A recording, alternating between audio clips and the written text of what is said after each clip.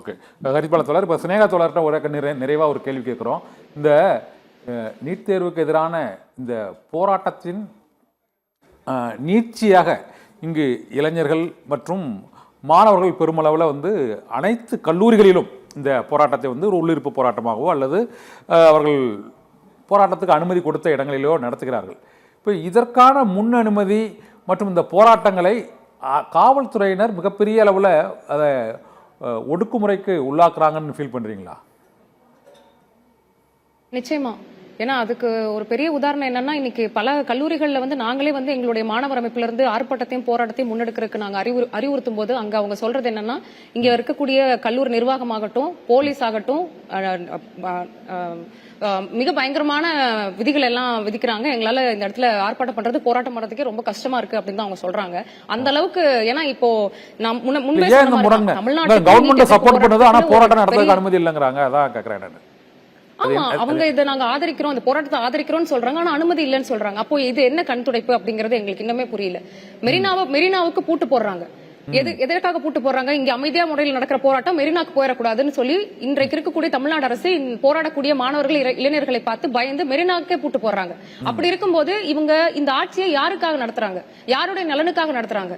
தமிழ்நாட்டில் இருக்கக்கூடிய மாணவர்களுக்கு எதிர்வினை ஆற்றக்கூடிய இந்த நீட் எக்ஸாம தடை செய்யணும்னு போராட்டத்தை நாங்க முன்னெடுத்திருக்கும் போது தமிழ்நாடு அரசு கண் துடைப்புக்காக ஆதரவு கொடுக்கிறோம்னு சொல்லிட்டு, ஆனா எந்த விதமான அனுமதியும் கொடுக்காத நாங்க இந்த இடத்துல வன்மையா கண்டிக்கிறோம். அவங்க தொடர்ந்து இந்த போக்க தான் 5 நாட்களா கடைபிடிச்சிட்டு இருக்காங்க.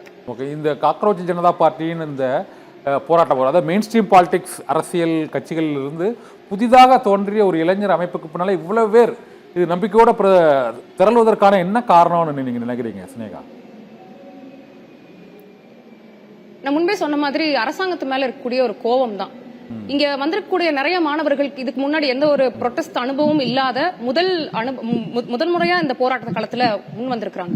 நீட்டை பத்தி பெருசா யாருக்குமே தெரியாது, எல்லாருமே எதிர்க்கிறாங்களே. அப்போ இது மாணவர்களுக்கு எதிரானது, மக்களுக்கு எதிரானது. அப்படிப்பட்ட ஒரே கருத்துக்கு அடிப்படையில, ஒரே கருத்தின் கீழ் இவர்கள் எல்லாமே ஒன்று கூடுறாங்க. இந்த போராட்டத்தை மையமா வச்சு இந்த இடத்துல பலதரப்பட்ட மக்களுக்கு இந்த நீட் தேர்வை பத்தியும் ஒன்றிய அரசுடைய அவங்களுடைய பாசிச நடவடிக்கைகளை பத்தியும் அவங்களுக்கு புரிய வைக்கிறதுக்கான ஒரு விழிப்புணர்வு ஏற்படுத்துவதற்கான ஒரு களமாகவும் இந்த போராட்ட களம் எங்களுக்கு அமைந்திருக்கிறது. இந்த களத்துல பல மாணவர்களுக்கு, பல இளைஞர்களுக்கு இந்த பாரதிய ஜனதா கட்சியினுடைய இந்த பாசிச போக்கை எங்களால எடுத்துட்டு போக முடியுது. நீட் தேர்வுக்கு எதிராக மாணவர்களை மிக அதிக அளவுல இதுவரைக்கும் இல்லாம, இந்த கடந்த ஒரு 9 ஆண்டுகள் 10 ஆண்டுகளா இல்லாத அளவிற்கு பெருந்திரளாக இளைஞர்களை ஒருங்கிணைக்கக்கூடிய நம்பிக்கையை இந்த போராட்டம் எங்களுக்கு கொடுத்திருக்கிறது. நிச்சயமா இந்த போராட்டம் வெல்லும். அததான் இந்த இடத்துல நான் பதிவு செய்யணும். நன்றி சினேகா தோழர். ஹரிபாலன் தோழர், நிறைவா உங்ககிட்ட என்ன கேட்கிறேன்னா, நாட்டில் உள்ள இந்த மெயின் ஸ்ட்ரீம் அரசியல் கட்சிகளுக்கு பின்னால அணி திரளாமல் இது ஒரு தனியாக ஒரு அமைப்பு மூலமாக திடீரென ஒட்டுமொத்த தேசமும் திரண்டெழுப்பதற்கு என்ன காரணம்? இது வரக்கூடிய தேர்தல்களிலும் இந்த இளைஞர்கள் மாணவர்கள் சக்தி அது வாக்கு சக்தியாக மாறி எதிரொலிக்கணும்னு நினைக்கிறீங்களா? அரசுகளுக்கு எதிராக, கொள்கைகளுக்கு எதிராக, திட்டங்களுக்கு எதிராக இது அடுத்த கட்டத்துக்கு எப்படி நகரும் ஃபீல் பண்றீங்க? முதல் பாயிண்ட் நான் தெளிவுபடுத்த விரும்புறேன். நான் இங்க களத்துல இருக்கிறேன்.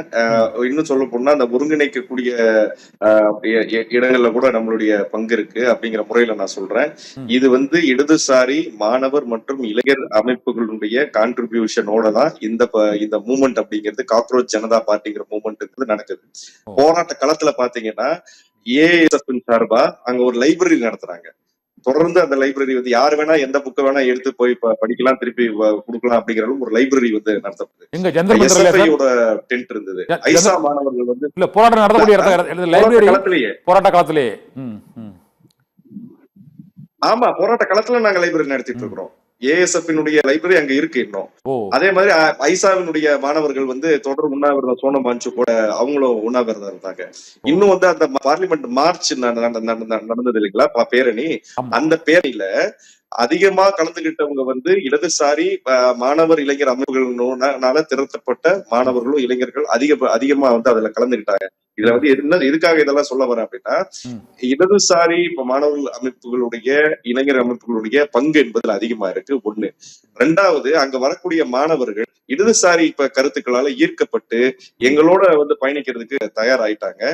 அடுத்து இப்ப தேர்தல்ல ஒரு விஷயம் கண்டிப்பா நடக்கும். என்ன அப்படின்னா, ஃபர்ஸ்ட் டைம் ஓட்டர்ஸ் அதுதான் வந்து பிஜேபிக்கு வந்து பெரிய பலமா இருந்தது. இந்த முதல் தலைமுறை வாக்காளர்கள் அப்படிங்கிறது அந்த ஓட்டு வந்து இனிமே வந்து பாரதிய ஜனதா கட்சிக்கு கிடைக்காது.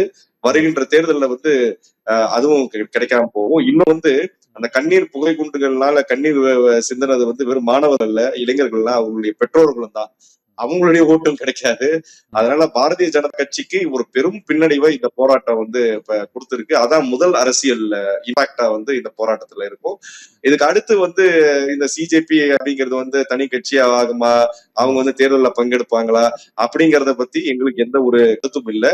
அப்படி அது நடக்கும் பொழுது எங்களுடைய இடதுசாரி மாணவர் இளைஞர் அமைப்புகள் எங்களுடைய நிலைப்பாட்டை நாங்கள் தொடர்ந்து எடுப்போம்.